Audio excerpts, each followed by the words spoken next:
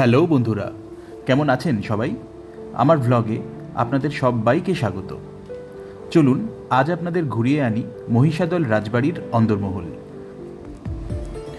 DRP চলাকালীন আমরা অর্থাৎ ডিআরপির তমলুকের টিম একদিন ডিউটির শেষে সদলবলে বেরিয়ে পড়লাম মহিষাদল রাজবাড়ির উদ্দেশ্যে।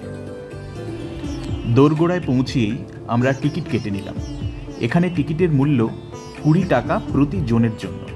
মহিষাদল রাজবাড়ি জনসাধারণের জন্য খোলা থাকে সকাল 10টা থেকে সন্ধে 6:30। এরপর চারদিকটা একটু ভালো করে দেখে নিয়ে আমরা সোজা চলে গেলাম রাজবাড়ির অন্দরে।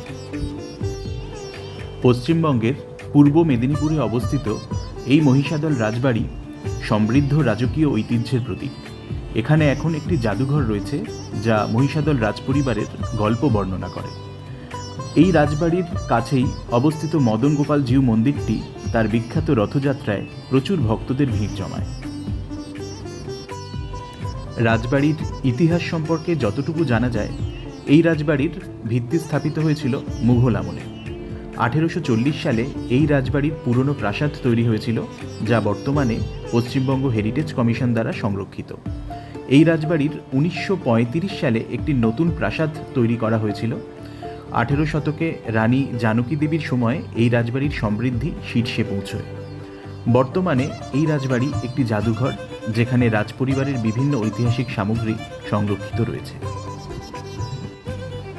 এই রাজবাড়ির যত ভেতরের দিকে আপনারা এগোবেন, আপনাদের চোখে পড়বে বিভিন্ন কক্ষ, যেমন বিশ্রাম কক্ষ, শিকার কক্ষ, বিনোদন কক্ষ, অস্ত্রকক্ষ, পাঠকক্ষ। প্রতিটি কক্ষে রাজপরিবারের বিভিন্ন স্মৃতিচিহ্ন, যেমন স্টাফ করা প্রাণী, পুরনো অস্ত্র, চিত্রকর্ম, আসবাবপত্র ইত্যাদি সংরক্ষিত রয়েছে। তবে মহিষাদল রাজবংশের গোড়ার ইতিহাস খুঁজতে গেলে অনেকটাই অন্ধকারে প্রবেশ করতে হয়, কারণ সেই পর্ব অনেকটাই জনশ্রুতি নির্ভর। এর কোনো ঐতিহাসিক ভিত্তি বা যুক্তি নেই। অধিকাংশ এই সামন্ত রাজাদেরও রাজত্বের সূচনার কাহিনী এক। ইতিহাসের যুগ সন্ধিক্ষণে মূলত পাঠান মুঘল যুগে বাংলার বাইরে থেকে বহু যোদ্ধা ব্যবসায়ীর বেশে ভাগ্যান্বেষণে এসেছিলেন প্রাচীন বঙ্গদেশে। তারপর কেউ জমিদারি পেয়ে, কেউ বা খিলাত পেয়ে ভূস্বামী হয়ে উঠেছিলেন। ইতিহাস ঘাঁটলে দেখা যাবে সেই সময়ে অনেকেই বাঙালি দেওয়ান, ম্যানেজার বা আমলাদের সাহায্য নিয়েছিলেন। প্রতিটি কক্ষ ভালোভাবে দেখে নিয়ে আমরা এবার বেরিয়ে পড়লাম গোপালজিউ মন্দিরের উদ্দেশ্যে। রাজবাড়ি থেকে আমবাগান পেরিয়ে কিছুটা দূরত্বে এই গোপালজিউ মন্দির অবস্থিত।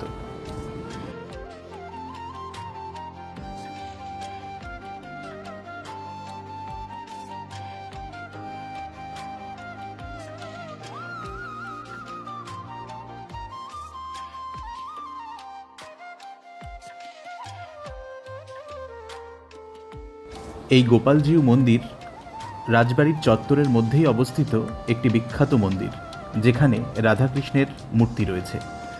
মন্দিরের পাশে জগন্নাথ মন্দির এবং নাট মন্দিরও রয়েছে।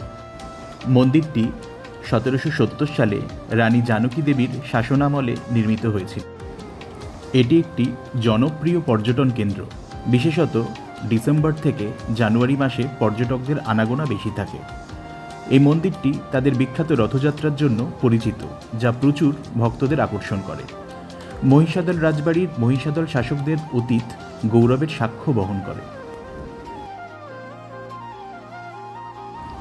ভ্লগটি আপনার ভালো লাগলে লাইক, কমেন্ট এবং শেয়ার করতে ভুলে যাবেন না যেন।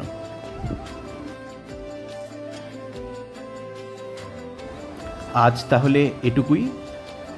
ভবিষ্যতে নিশ্চয়ই নতুন কোনো ভ্লগ নিয়ে আপনাদের সামনে হাজির হব।